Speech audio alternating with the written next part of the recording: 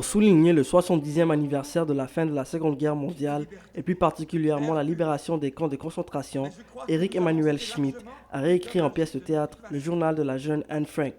En collaboration avec la metteur en scène Lorraine Pintal et les 8 acteurs, la salle Odyssey a présenté le journal d'Anne Frank devant plus de 800 spectateurs, sans oublier le directeur de la production de la pièce qui gère tous les changements de décors et de costumes, en gardant aussi une morale positive pour supporter ses comédiens.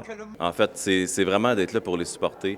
Ils sont vraiment nerveux, puis essayer de les faire oublier tout le stress au niveau justement des changements de décor, des changements de costumes. Donc d'être là comme vraiment un bon support.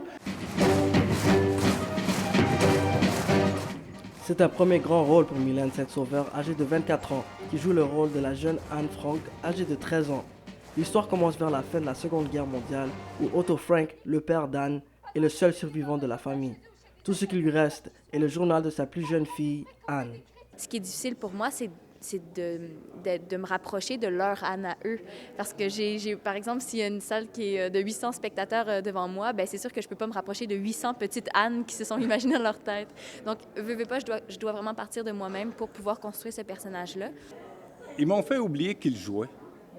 Moi, j'étais là, j'étais avec eux, j'étais en Hollande et puis j'étais dans la pièce avec eux. Et ils ont fait de moi un complice. Une histoire émouvante qui a touché des milliers de personnes.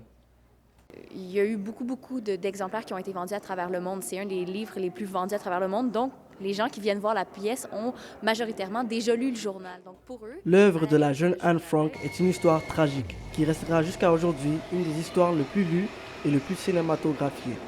Même si on entre dans la salle en connaissant déjà l'histoire, le journal d'Anne Frank restera toujours touchant et captivant. Un récit fascinant et encore pertinent en 2015.